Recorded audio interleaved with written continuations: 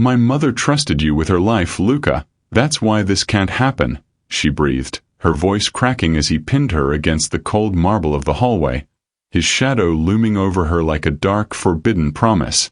Welcome, Helen romance library lovers. If stories of forbidden love and dangerous men make your heart race, please support me by subscribing. Help me reach 1,000 subscribers so I can bring you more addictive tales that will leave you breathless. Your support means the world to me. Now, tell me in the comments.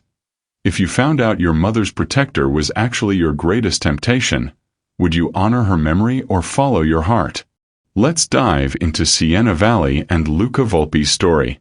The iron gates of the Valley estate groaned as they swung open, a sound that felt like a warning echoing across the rugged Sicilian hills.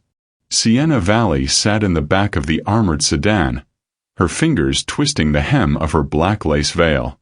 Outside, the landscape was a stark contrast of sun-bleached stone and deep ancient greens, a beauty that felt violent in its intensity. It had been 6 years since she had fled this island for the grey, anonymous safety of London. 6 years since she had traded the smell of gunpowder and expensive espresso for the scent of rain and old books. She had hoped never to return, but the death of Donna Camilla Valley was a summons that not even the Mediterranean Sea could wash away. As the car pulled into the sweeping gravel driveway, the villa loomed over her like a fortress. It was a brutalist monument to her family's power, a place where business was conducted in whispers and blood were the only currencies that never devalued. Siena stepped out into the stifling heat, the air thick with the scents of blooming jasmine and wood smoke. Already, the courtyard was filled with black-suited men, their faces etched with a grim, practiced mourning. They looked at her with curiosity and a hint of disdain. She was the prodigal daughter, the one who had turned her back on the bloodline. To them, she was an outsider, a guest at her own mother's funeral. She climbed the marble steps, her black heels clicking rhythmically, a sharp staccato that seemed to irritate the heavy silence of the house. At the top of the stairs stood a figure that made her breath hitch. Luca Volpe. He was exactly as she remembered, yet somehow more imposing, more lethal. Known in the underworld as the Saint for his silent, surgical efficiency, Luca had been her mother's right hand, her shadow, and her most trusted confidant. He stood with his hands clasped behind his back, his suit perfectly tailored to his broad, powerful frame. His face was a mask of stoic calm, but his eyes, dark, sharp, and unblinking, tracked her every movement with a predatory focus. "Siena," he said as she reached the landing. His voice was a low, melodic rumble that vibrated in the small of her back. "You've arrived. Your mother would have been pleased." "My mother is dead, Luca. Let's not pretend she's capable of being pleased anymore," Siena replied, her voice sounding thinner than she intended. She tried to push past him, but he stepped into her path, not touching her but exerting a physical presence that was impossible to ignore. "The house is full of wolves today," Luca murmured, leaning in just enough for her to catch the scent of cedarwood and dark tobacco. "They are looking for a sign of weakness. Try to look like a valley, even if you've forgotten how to be one." Siena felt a flash of irritation. "I haven't forgotten anything. Especially not the reason I left." She moved past him into the grand foyer, where her mother's casket sat draped in the family's crest. The room was filled with the heavy, cloying scent of lilies, the smell of death disguised as grace. Siena stood before the casket, looking down at the woman who had ruled Sicily with an iron hand and a heart of ice. Camilla Valley looked peaceful in death, a luxury she had rarely afforded herself in life. Siena felt a hollow ache in her chest, a mixture of grief for the mother she never truly knew and terror for the vacuum that Donna's death had left behind. Throughout the afternoon, the funeral rites proceeded with a cold liturgical precision. Siena sat in the front row of the private chapel, feeling the weight of 100 gazes on the back of her neck. Every Don from Trapani to Messina was there, ostensibly to pay respects, but Sienna knew they were there to measure the height of the empty throne.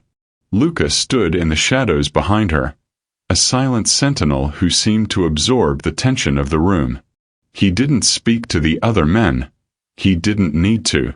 His reputation preceded him, a dark aura of violence that kept the wolves at bay. After the burial, as the sun began to sink behind the jagged peaks of the mountains, the guests retreated to the villa for the traditional wake. Sienna found herself standing on the balcony, looking out over the family's vast lemon groves. The peace was an illusion. In the rooms behind her, men were already whispering about the future, about who would take control of the valley shipping routes and the lucrative protection rackets. "You look like you're plotting an escape," a voice said from the darkness behind her. Sienna didn't turn. She knew the cadence of that voice too well. "I'm not plotting, Luca. I'm mourning." Is that allowed in this family, or is it considered a breach of protocol? Luca stepped up to the stone balustrade beside her, his silhouette sharp against the deepening indigo of the sky. Mourning is a luxury for those who don't have a target on their backs. Your mother knew that better than anyone. She spent her life making sure you wouldn't have to carry this weight, yet here you are. "I'm only here for the funeral. Once the will is read tomorrow, I'm back on a plane to London. I want nothing to do with this business, Luca. You know that. My mother knew that." Luca turned his head, his dark eyes searching her face in the twilight. There was a flicker of something in his expression. Not pity, but a grim, hidden knowledge. "Your mother knew many things, Sienna. Some of them she took to the grave. Others she left for me to handle." "What does that mean?" she asked, her heart beginning to thud against her ribs. "It means that the Valley legacy isn't something you can just resign from, like a job in a library," Luca said, his voice dropping to a whisper that felt like a caress. "It's in your blood. And blood has a way of calling you home, whether you want to hear it or not." He stepped closer, his shadow swallowing hers. For a moment, the air between them was electric, charged with a tension that had nothing to do with grief and everything to do with the forbidden history between the daughter of the house and the man who guarded its darkest secrets. Sienna felt a sudden, terrifying urge to reach out and touch the rough wool of his jacket, to find an anchor in the storm she felt brewing. "My mother trusted you more than anyone," she whispered, her voice trembling. "She trusted you to protect me." "And I will," Luca promised, his hand briefly brushing against hers on the cold stone. His touch was like a spark on dry tinder. "But protection has a price, Sienna. I hope you're ready to pay it." He turned and walked back into the house, leaving her alone in the dark. Sienna looked out at the lights of the valley, feeling the first stirrings of a trap closing around her. She had come for a funeral, but as the wind picked up, carrying the salt of the sea and the scent of lemons, she realized she might be staying for a war. The morning following the funeral arrived with a deceptive serenity. The Sicilian sun spilled over the villa's limestone terraces, gilding the lemon groves in a light that suggested life was simple and virtuous. But inside the study, where the air was thick with the scent of old parchment and the ghost of Donna Camilla's Turkish cigarettes, the atmosphere was anything but peaceful. Sienna stood by the window, her arms crossed tightly over her chest, watching a pair of hawks circle the valley. She felt the weight of the house pressing in on her, a physical force that made every breath feel earned. Behind her, the family's longtime attorney, Signor Bartoli, was meticulously arranging documents on the heavy mahogany desk. Luca Volpe sat in one of the leather armchairs, his posture relaxed but his eyes alert, a predator at rest. He hadn't said a word since they entered the room, yet his presence dominated the space, a dark anchor in the center of Sienna's swirling anxiety. "Please, Signorina Valli, sit," Bartoli said, his voice trembling slightly. He had served the Valli family for 40 years, but the vacuum left by Camilla clearly terrified him. "I'll stand," Sienna replied, her voice clipped. Just read the will, Signor. I have a flight to London in 6 hours, and I'd like to be on it. Bartoli cleared his throat, adjusting his spectacles. He began to read the formal preamble, a long list of properties, offshore accounts, and shipping interests that sounded more like a sovereign nation's ledger than a personal estate. Sienna listened with a sense of detachment. She wanted none of it. She wanted the modest flat in Bloomsbury, her quiet job at the archives, and a life where no one looked at her hands to see if they were stained with blood. And finally, Bartoli continued, his voice dropping an octave, we come to the matter of the Valley Syndicate and the primary inheritance. To my daughter, Sienna, I leave the title of Donna and the controlling interest in all family operations. However, he paused, glancing nervously at Luca. Understanding that my daughter has chosen a path away from our traditions and recognizing the wolves that gather at our gates, I hereby enact the Regency Clause. Sienna's heart skipped a beat. The what? The Regency Clause, Luca answered for him, his voice a low, smooth vibration that seemed to crawl up her spine. He stood up, closing the distance between them with a slow, deliberate stride. It's an old valley tradition, Sienna. One of your mothers was revived specifically for this transition. Bartoli continued reading, his voice shaking now. I appoint Luca Volpe as regent and legal guardian of the Valley estate and its heir.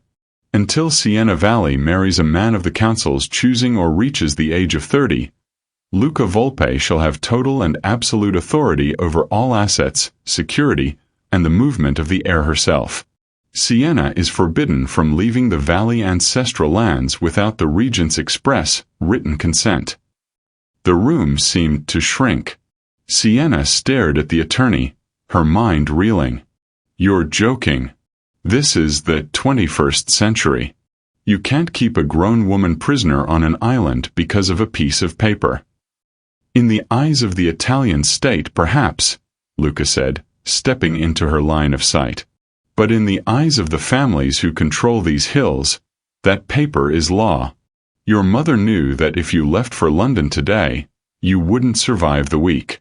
The other families would see your departure as a vacuum, and they would fill it with your blood. So her solution was to hand me over to you? Sienna hissed, her eyes blazing with a mixture of betrayal and fury. She trusted you to protect me, Luca, not to own me. Protection and ownership are often indistinguishable in this world, Sienna, Luca replied. He was so close now she could see the faint, jagged scar at the edge of his jawline, a reminder of the violence he had endured for her mother.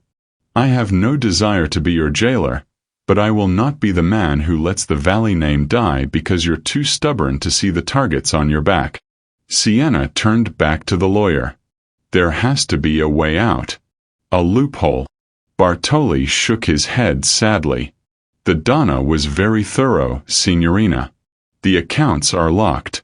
Your credit cards, your London lease, and your very identity are tied to the estate. Without Luca's signature, you don't exist. The reality of the trap closed around her like a physical weight. She was trapped in the one place she hated, under the thumb of the one man who made her blood run hot with a confusion she refused to name. She looked at Luca, seeing the saint her mother had relied on, but she also saw a man who was now the absolute master of her fate. You think this will make me fall in line?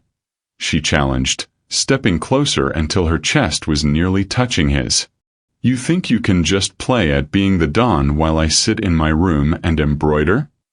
Luca's expression didn't change, but his eyes darkened, a flash of something raw and hungry flickering in the depths. He reached out, his hand hovering near her waist before he pulled it back, clenching it into a fist at his side. I think you're going to learn that your mother's trust in me was the most dangerous gift she ever gave you. Signor Bartoli, you're dismissed, Luca said, never breaking eye contact with Sienna. As the attorney scurried out of the room, the silence that remained was heavy and suffocating. Sienna felt the walls of the villa closing in, the Mediterranean sun outside now feeling like the light of a prison yard. She was the Donna in name, but Luca was the hand on the hilt of the sword. "I hate you," she whispered, the word sounding more like a plea than a threat. "I know," Luca replied, his voice a low, dangerous caress as he turned toward the door. "But by the time this is over, you'll realize that hate is the only thing keeping you alive. Welcome home, Sienna. Your shadow is waiting." The transition from heiress to prisoner was swifter than the Mediterranean tides. By the third evening of her captivity, Sienna felt the very walls of the villa beginning to close in, their ancient stones breathing with the weight of her mother's secrets. The Regency clause had stripped her of her digital life. Her phone was a paperweight, the Wi-Fi signal at the estate was a ghost, and the landlines were rerouted through a switchboard in the security office. Every exit was manned by men who looked at her with a mixture of pity and steel. But the most suffocating part of her confinement wasn't the locked gates. It was the man who had moved into the suite directly adjacent to hers. Luca had claimed the sentinel's quarters, a room connected to her own by a heavy, interconnected dressing room. In the old days, it was where Donna's personal maid would sleep. Now, it was the lair of the family's most dangerous predator. Sienna could hear him through the thin gaps in the woodwork, the rhythmic tread of his boots, the soft click of a pistol being cleaned, and the low, melodic gravel of his voice as he issued orders to the guards in the courtyard below. "I'm not a child, Luca," she shouted through the locked connecting door when the sun began to dip toward the horizon on the fourth day. "You don't need to be this close. I can't even take a shower without feeling your eyes on the door." There was a moment of silence, and then the lock on the dressing room door clicked. Luca stepped into the threshold, his presence immediately making the large room feel cramped. He had discarded his suit jacket, his white dress shirt unbuttoned at the collar, and his sleeves rolled up to reveal forearms etched with the faint, jagged maps of a violent life. "If you were a child, Sienna, you'd be safer," Luca said, his voice a low vibration that made the hairs on her arms stand up. "Children are ignored. Women with your name are trophies. And trophies are stolen." "So you're the vault?" she challenged, pacing the length of the silk rug. "You're going to sit here and watch me rot until I turn 30 or marry some chinless wonder the council picks out for me?" Luca leaned against the doorframe, crossing his arms. The movement made his biceps strain against the fabric of his shirt. "I'm going to make sure you live long enough to make your own choice. Though if you keep pacing like that, you'll wear a hole in the floor before the week is out." "I need to leave this house," she pleaded, her voice dropping from anger to desperation. "Just for an hour. The air in here smells like lilies and old lace. It smells like her, Luca. I can't breathe." Luca's expression softened, a rare crack in the saint's armor. He walked toward her, his movements fluid and predatory. He didn't stop until he was standing directly in her space, forcing her to look up at him.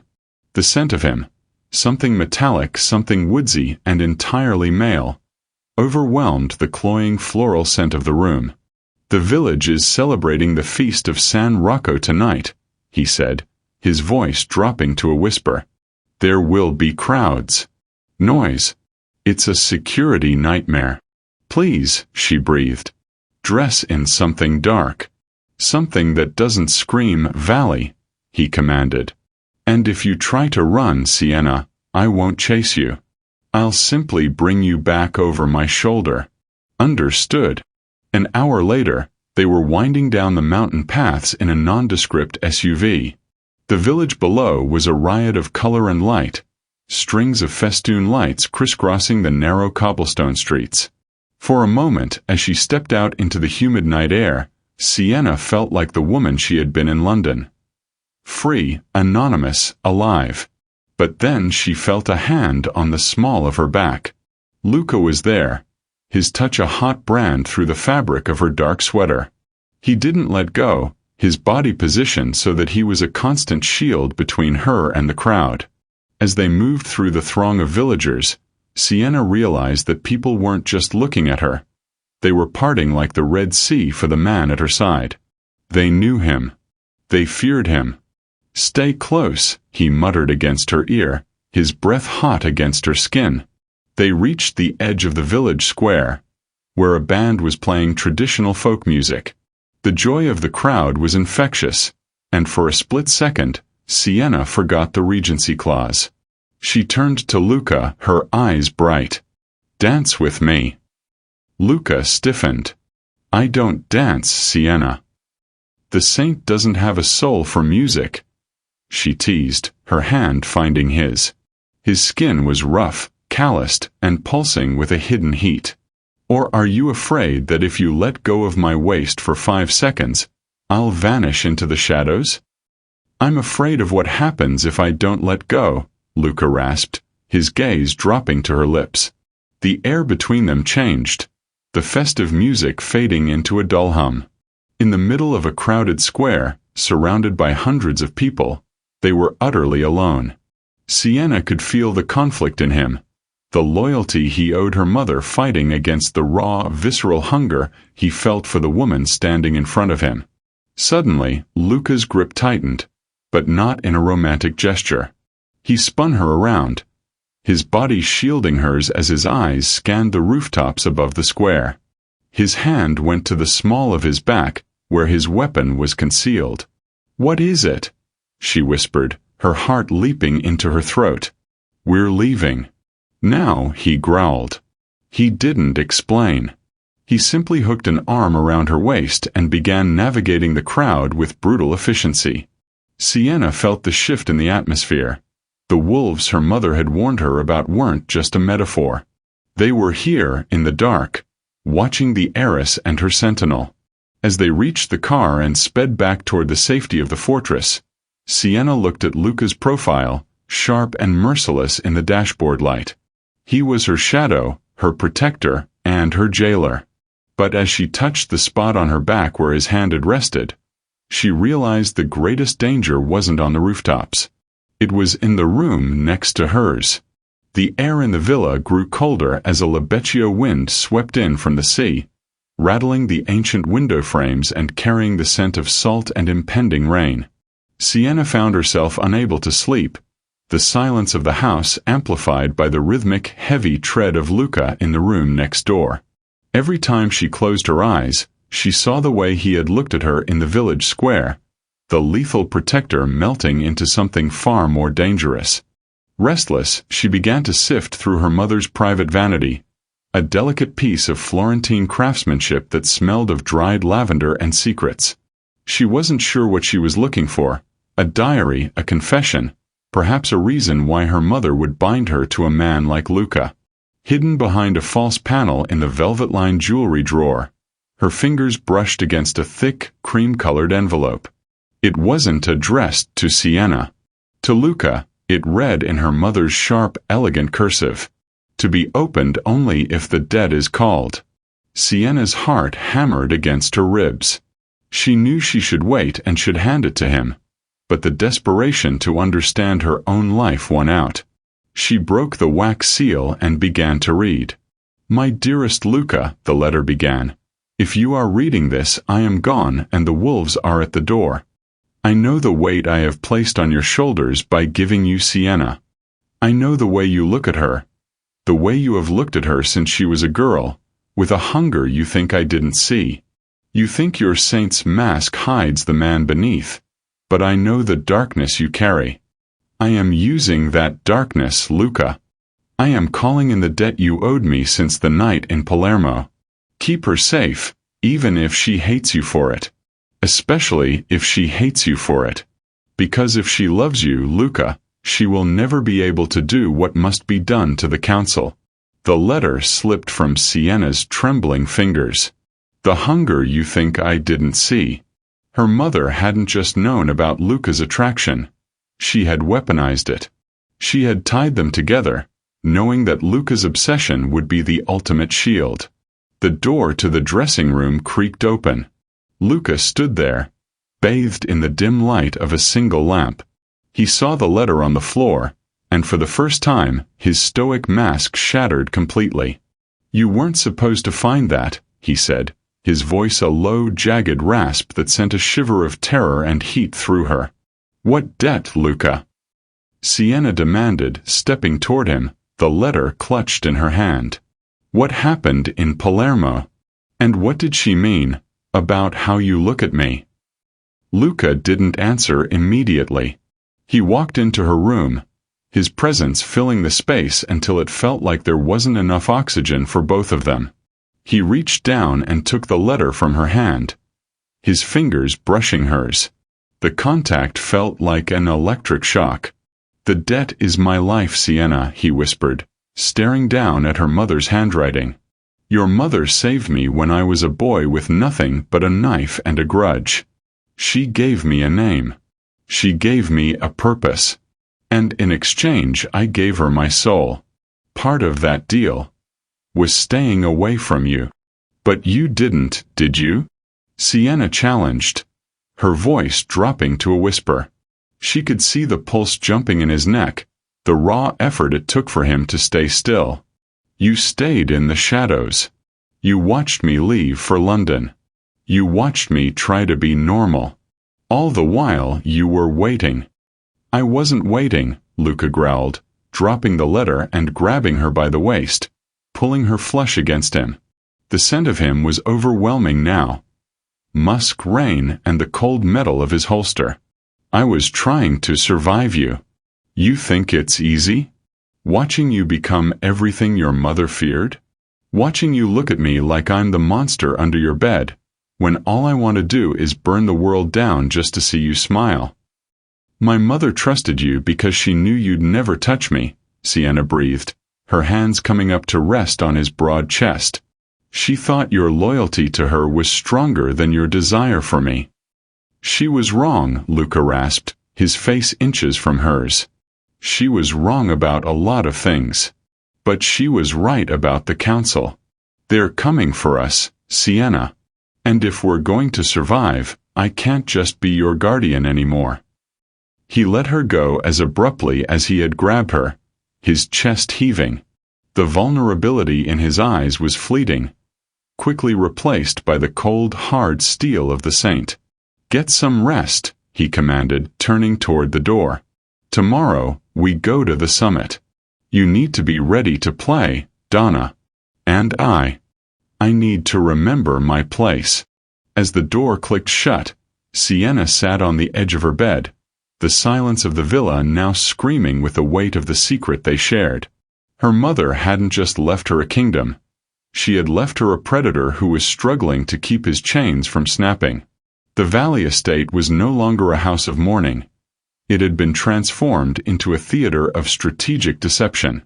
Hundreds of beeswax candles flickered in the grand ballroom, their honeyed light reflecting off the crystal chandeliers and the polished barrels of concealed weapons. This was the summit of the Seven Hills, a gathering of the Mediterranean's most dangerous men, convened to witness the formal introduction of the new Donna. Sienna stood before the floor-length mirror in her suite, her breath hitching as she looked at the woman staring back. To play the role of the Valley heir, she had chosen a dress of midnight blue velvet that appeared almost black in the shadows. It was modest in the front, with a high collar that signaled authority, but the back was slashed to the waist, revealing the vulnerable curve of her spine. She draped her mother's heavy gold medallion around her neck, a symbol of a legacy she still wanted to burn. A low, rhythmic knock at the door signaled her time was up. She opened it to find Luca waiting. He was dressed in a black tuxedo that made him look less like a bodyguard and more like a dark prince. His eyes traveled slowly over her, lingering on the exposed skin of her back before snapping back to her face with a disciplined coldness. "The council is waiting," he said, his voice a low vibration. "They expect to see a girl they can bully into a marriage contract. Show them the Donna instead." "And what do you expect to see, Luca?" she asked, stepping into his space, the scent of her jasmine perfume mingling with his crisp ozone. "The girl you're protected by a debt, or the woman who found your mother's letter?" Luca's jaw tightened, a muscle leaping in his cheek. "Tonight, I am a ghost. I am the shadow behind your throne. nothing more. As they descended the grand staircase, the roar of conversation in the ballroom died into a jagged, expectant silence. Sienna felt the weight of 100 predatory gazes. At the far end of the room sat the council, 5 men whose ages and sins were etched into their weathered faces. Beside them stood the suitors, younger men with hungry eyes who saw Sienna as a prize to be won and dismantled. Luca remained exactly 3 paces behind her, a silent, terrifying anchor. His presence was a physical warning. Several men who had stepped forward to greet her hesitated, their eyes darting to the saint, whose hand rested casually near his silk waistband. Sienna Valley, the eldest council member, Don Grizzy, barked, his voice like gravel. "You look much like your mother. We hope you possess her wisdom. The Valley interests require a firm hand, a husband's hand." "The Valley interests are currently under the Regency," Sienna replied, her voice steady and clear, echoing off the vaulted ceiling. "And the Regent has found no candidate worthy of the bloodline." She felt Luca's gaze on the back of her neck, a hot, prickling sensation. She moved through the room with a calculated grace, stopping to speak with the Dons, using the very charm she had honed in London to disarm them. But every time a man leaned in too close, or a hand lingered too long on her arm, she felt Luca's energy shift. He was a coiled spring, his protective instinct warring with the professional mask he wore. By midnight, the tension was a living thing. Sienna found herself cornered by Paolo, the son of a rival family, a man whose arrogance was as thick as his cologne. He caught her by the wrist, his thumb grazing her pulse point. "The Regency won't last forever, Sienna," Paolo whispered, his eyes dark with a cruel intent. "Eventually, Luca will have to step aside. Why wait for the council to choose? I can give you a reason to choose me tonight." Before Sienna could retort, the air in the room seemed to freeze. Luca didn't just walk over. He appeared. He didn't touch Paolo, but the way he loomed over the younger man made the entire ballroom hold its breath. "The Donna's hand is for the Valley family to give, not for a pup to grab," Luca rasped, his voice a low, terrifying promise of violence. "Let go of her, Paolo. Now, before I forget, we are under a flag of truce." Paolo looked into Luca's eyes and saw the saint was gone, replaced by the predator. He released her immediately, his face paling. Sienna didn't wait for the fallout. She turned and walked toward the terrace, the cool night air a welcome relief after the stifling heat of the gala. She heard the heavy tread of Luca's boots behind her. "You were supposed to be a ghost," she said, spinning around to face him. Her heart was racing, not from the confrontation with Paolo, but from the raw possessiveness she had seen in Luca's eyes. "Some ghosts can't help but haunt the living," Luca growled, stepping into the moonlight. "You were playing a dangerous game in there, Sienna. Using me to provoke them." "I wasn't using you to provoke them," she whispered, stepping closer until her chest brushed the lapels of his tuxedo. "I was using them to see if you'd finally break." Luca's hand shot out, catching her by the waist and pulling her flush against him. The saint's mask was gone, shattered by a hunger that had been decades in the making. "Careful, Sienna," he breathed against her lips. "If I break, I'm taking you down with me." The gala of wolves had ended in a stalemate of whispered threats and calculating stares, but the air inside the Valley estate remained electric. Sienna couldn't sleep. The midnight blue velvet of her dress felt like a second skin she couldn't shed, and the image of Luca standing over Paolo haunted the back of her eyelids. She needed to move. She needed the earth under her feet to remind her that she wasn't just a ghost in her mother's house. She slipped out of her suite, her bare feet silent on the cold marble. She bypassed the main staircase, taking a narrow stone passage that led down toward the ancient Valley winery, a subterranean labyrinth of oak barrels and cool, damp air that had been in her family for centuries. She thought she was alone until she reached the lowest level, where the largest casks of vintage grappa were stored. Luca was there. He had discarded his tuxedo jacket and waistcoat, his white shirt dampened by the humidity of the cellar, clinging to the broad planes of his back. He was leaning against a massive oak barrel, a glass of dark liquid in his hand, staring into the shadows. He didn't turn when she entered, but the sudden tightening of his shoulders told her he knew exactly who was standing there. "You should be in your room, Sienna," he said, his voice echoing off the vaulted stone ceiling. "The council is still on the grounds. The truce is paper-thin." "I'm tired of being told where I should be," Sienna replied, walking toward him. The scent of fermenting grapes and cold stone was intoxicating. "You were supposed to be my guardian, Luca. But tonight, in that ballroom, you look like you wanted to kill every man who breathed my air. Is that part of the debt you owe my mother?" Luca finally turned, his eyes dark and turbulent. He set his glass down on the barrel with a sharp click. "You know it's not. You found the letter. You know exactly what's happening here. Then why are you still fighting it?" she challenged, stopping just inches from him. The heat radiating from his body was a physical force. "My mother is gone. The debt is paid. Why stay in the shadows?" "Because if I step into the light, I ruin you," Luca rasped, his voice dropping to a dangerous register. "Your mother wanted you to rule this family. If the council sees that the saint has claimed the Donna, they won't see a union. They'll see a coup. They'll kill us both before the sun comes up." "Let them try," Sienna whispered. She reached out, her fingers trembling as she touched the rough silk of his shirt, feeling the frantic thud of his heart beneath. "I'm tired of living for her legacy, Luca. I want to live for something real. Even if it's dangerous. Even if it's wrong."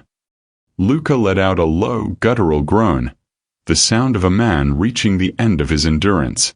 He grabbed her wrists, his grip firm but not painful, pinning them against the oak barrel behind her. He loomed over her, his face inches from hers, his breath hot against her lips. "You have no idea what you're asking for," he breathed. "I am not a good man, Sienna. I am the man your mother used to do the things she couldn't. I am the shadow. I am the violence." "Then be my violence," she countered, her gaze unwavering. The trust that had been the foundation of their lives for a decade finally snapped. Luca leaned in, his mouth crashing against hers in a kiss that was a collision of desperation, suppressed hunger, and a decade of unsaid words. It wasn't soft. It was a battle. Sienna wrapped her arms around his neck, pulling him closer, her fingers tangling in the hair at the nape of his neck. In the dark of the winery, surrounded by the history of a family built on blood and secrets, the line between protector and lover was incinerated. Luca's hands traveled down her back, tracing the exposed curve of her spine, his touch a hot brand on her skin. For the first time since she had returned to Sicily, Sienna didn't feel like a prisoner. She felt like a woman who had finally found the fire she needed to burn the cage down. Luca eventually pulled back, his forehead resting against hers, both of them breathing hard. The silence of the winery felt different now, heavy with a new kind of secret. "Everything changes now," Luca whispered, his voice jagged. "There is no going back to the way things were. The council will find out. Your mother's plan. It's shattered." "Good," Sienna replied, her eyes burning with a dark newfound resolve. "I never liked her plan anyway." Luca reached out, his thumb grazing her lower lip, his expression a mix of adoration and terror. He knew the war was coming. He knew that by claiming Donna, he had signaled the end of the peace. But as he looked at Sienna, standing tall in the shadows of her ancestors, he knew he would burn the entire island to the ground before he let her go. The dawn that followed their encounter in the winery was gray and heavy, a thick mist rolling off the Mediterranean to swallow the valley estate in a ghostly shroud. Inside the villa, the air felt different, charged with the lingering heat of their transgression and the cold reality of the war it had invited. Sienna sat in the grand library, the heavy velvet curtains drawn tight against the morning light. She hadn't slept, the weight of Luca's kiss still burned on her lips, but her mind was consumed by the ledger she had retrieved from the deepest vault of the Valley archives. Luca stood by the door, his presence a silent, protective shadow. He had returned to his role as the stoic sentinel, but the way his gaze lingered on the curve of her neck told a different story. They were no longer just guardian and ward. They were conspirators in a game where the stakes were their very lives. "You've been staring at those accounts for 3 hours, Sienna," Luca said, his voice a low, melodic rumble in the quiet room. "The council is meeting at the docks. We should be preparing for the retaliation, not chasing ghosts in the ledgers." "These aren't just ghosts, Luca," Sienna replied, her voice sharp with a sudden, chilling realization. She beckoned him over, her finger tracing a series of encrypted entries dated just weeks before her mother's death.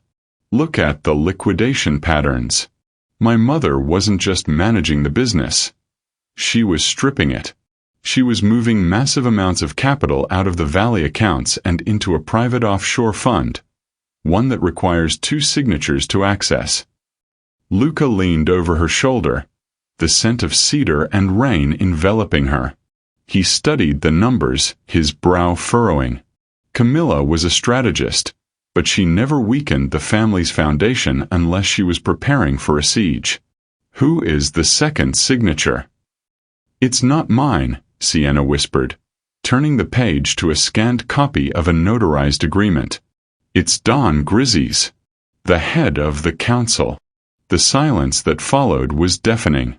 The very man who had been pressuring Sienna to marry was the one who held the keys to her mother's drained empire. Luca's jaw tightened, his hand dropping instinctively to the grip of the weapon at his hip. "She wasn't protecting the family from the wolves," Sienna said, her voice trembling. "She was being eaten by them. Grizzy wasn't her advisor. He was her blackmailer. He was forcing her to bleed the Valley name dry, and when she ran out of blood, he killed her." Luca's eyes flared with a murderous intensity. The toxicology report said it was a heart attack. Natural causes. A heart attack brought on by a specific digitalis derivative that leaves the system within hours, Sienna countered, pointing to a medical note tucked into the back of the ledger. "My mother knew she was dying. That's why she wrote that letter to you. She didn't trust the council because she knew they were the ones who ordered her execution. The Regency clause wasn't a cage for me, Luca. It was a barricade against him." Luca walked to the window, pulling the curtain back just enough to see the guards patrolling the perimeter. "If Grizzy knows you have this ledger, he won't wait for a wedding.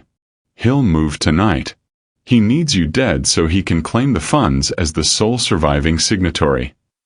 "Then we don't give him the chance," Sienna said, standing up, her mother's gold medallion catching the light. "We've been playing his game, Luca, waiting for the council to dictate our lives. It's time we remind them why the Valley name was feared for 100 years. Luca turned back to her, a grim, admiring smile touching his lips. He walked toward her, his hand reaching out to cup her cheek. This time, there was no hesitation, no debt to hold him back. "I spent 20 years serving a woman who played by the rules of the old world. I think I'd much rather serve a Donna who is ready to burn the old world down. The money in that account is enough to buy every mercenary from here to Rome," Sienna said, her eyes flashing with a dark, inherited fire. "But we need Grizzy's signature, or his biometric override. We need to get him alone." "The council is hosting a private dinner at the hunting lodge tonight," Luca noted, his voice turning cold and professional. "They think you're broken. They think I'm still the loyal dog. It's the perfect place for an accident." Sienna reached out, her fingers tangling with Luca's. The blood secret of her mother's death had changed everything. It wasn't just about survival anymore. It was about vengeance. The woman who had fled to London was gone, replaced by someone who understood that in Sicily, justice was only ever written in red. "Prepare the men you trust, Luca," Sienna commanded. "The ones who aren't on Grizzy's payroll. Tonight, we show them that the Valley Line hasn't ended. It's just evolved." "As you wish, Donna," Luca murmured, leaning down to press a lingering, lethal kiss to her brow. The hunting lodge was a rustic, stone-walled structure buried deep in the dense forests of the Valley Highlands, a place where the air was thick with the scent of pine and the cold, sharp bite of the mountain wind. Traditionally, it was a site of celebration after a successful harvest or a diplomatic hunt. Tonight, however, it was a slaughterhouse waiting for a spark. Sienna sat at the head of the long, rough-hewn oak table, the gold medallion of her mother resting heavy against her chest. To her right sat Don Grizzy, his face a mask of grandfatherly concern that no longer fooled her. The other 4 members of the council flanked them, their bodyguards standing like statues against the shadows of the timber-framed walls. Luca was not in the room. By Grizzy's decree, all personal security had been left in the courtyard. It was a move designed to isolate her, to make her feel the weight of her vulnerability. But as Sienna sipped her dark wine, she felt a cold, crystalline calm. She knew that Luca wasn't outside. He was in the bones of the building, moving through the servant passages he had mapped out years ago. "The girl is quiet tonight," Don Grizzy noted, his voice a low, gravelly rasp. He leaned in, his breath smelling of expensive cigars and rot. "Perhaps she finally understands that the burden of the Valley name is too much for a woman to carry alone. We have finalized the contract with Paolo's family. The wedding will take place in October." Sienna set her glass down, the sound echoing in the sudden silence of the room. "The wedding won't be happening, Grizzy. Neither will the liquidation of the Swiss accounts." The air in the room curdled. The council members froze, their forks halfway to their mouths. Grizzy's eyes narrowed, the grandfatherly mask slipping to reveal the shark beneath. "You've been digging where you shouldn't, child. Your mother died because she forgot her place. Don't make the same mistake." "My mother died because you were a parasite," Sienna countered, her voice dropping to a lethal whisper. "You bled her dry, and then you discarded her. But you forgot one thing. You left me the keys to the house." Grizzy laughed, a dry, rattling sound. "Keys? You have nothing. Your saint is outside, surrounded by my men. You are alone at a table of kings."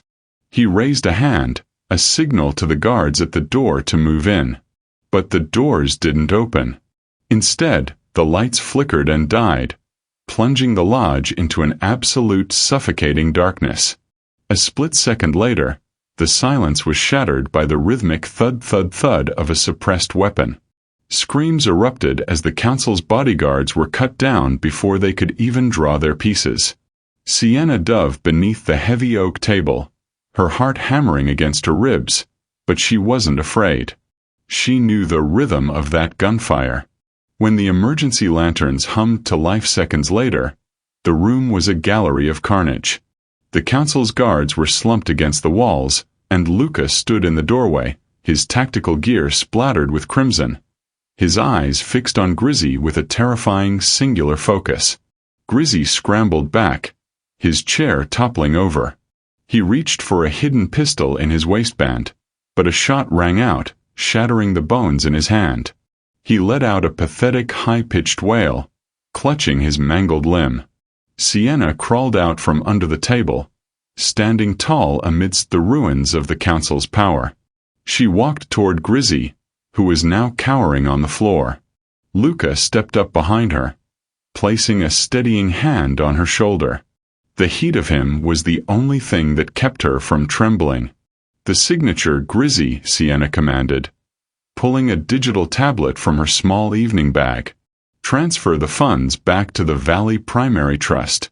Now, or Luca won't aim for your hand next time." You can't do this," Grizzy wheezed, his face pale with shock and pain. The other families, they will tear you apart. The other families will see a Donna who ended a traitor, Luca rasped, stepping forward and pressing the barrel of his warm rifle against Grizzy's temple. They will see that the valley line isn't weak. It's just been cleaned. With a shaking, bloody hand, Grizzy pressed his thumb to the tablet scanner and whispered the verbal override codes.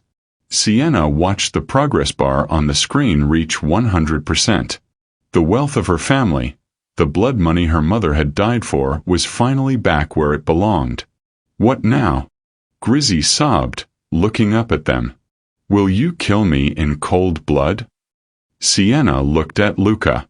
She saw the man she loved, the man who had been a ghost for her, and she saw the future they could have.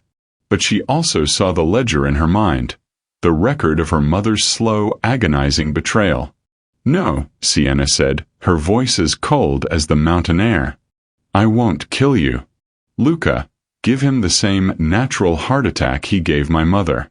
Let the world see a tired old man who couldn't handle the shame of his failures.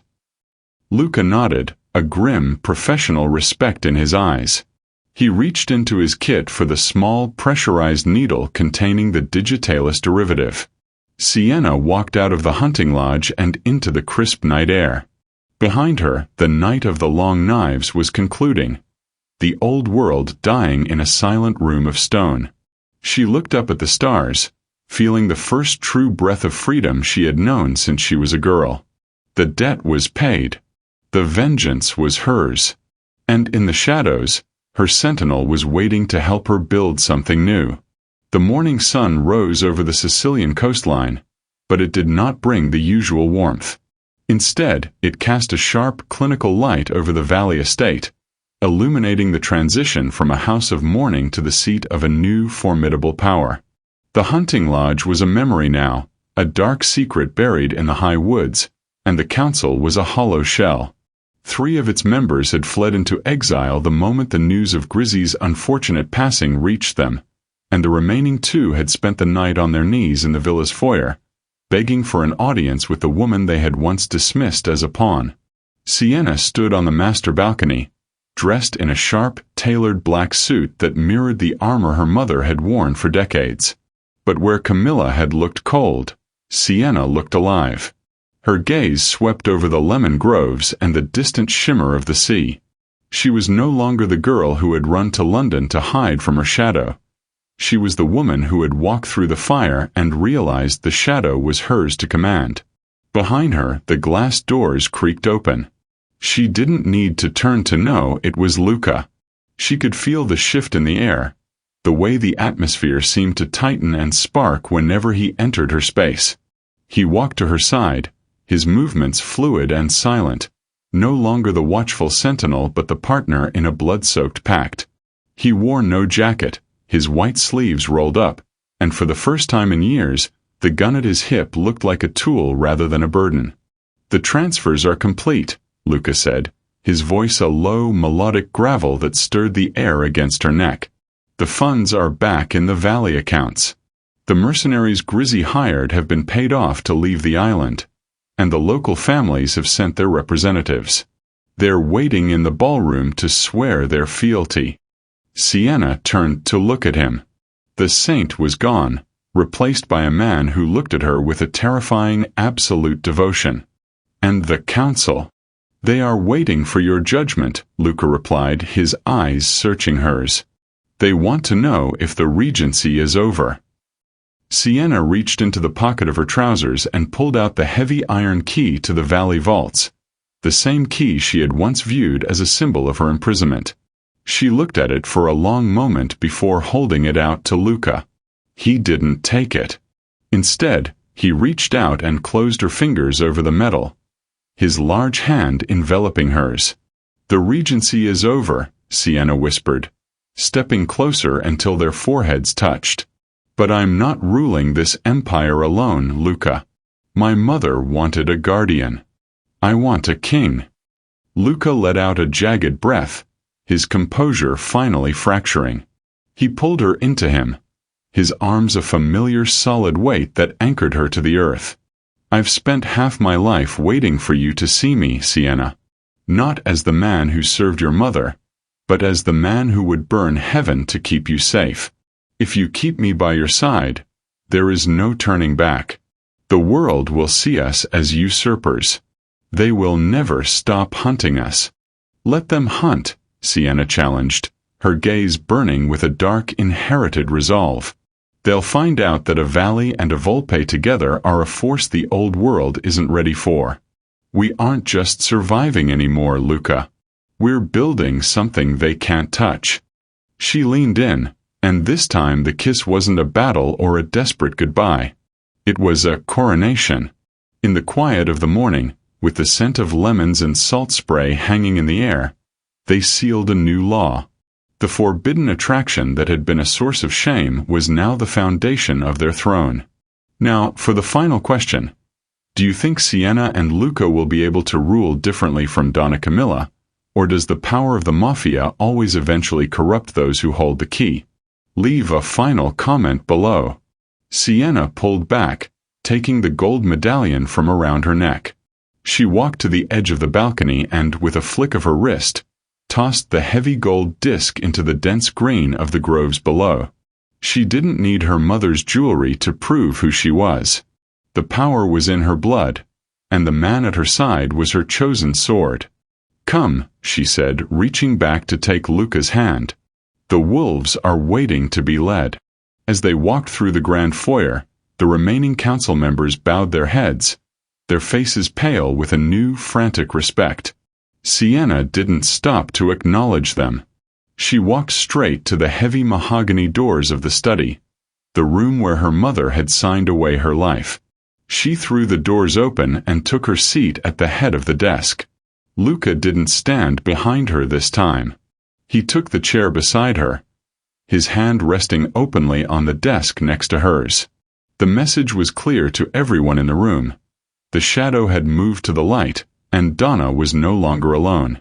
If you enjoyed this story, please hit the like button. It really helps the channel. The world outside the villa continued to spin, the Sicilian sun climbing higher into the sky, but within the walls of the Valley estate, a new era had begun. It was an empire built on the ruins of betrayal and the ashes of a mother's secrets, held together by a love that had defied every law of the underworld. Sienna looked at Luca, a small, dangerous smile touching her lips.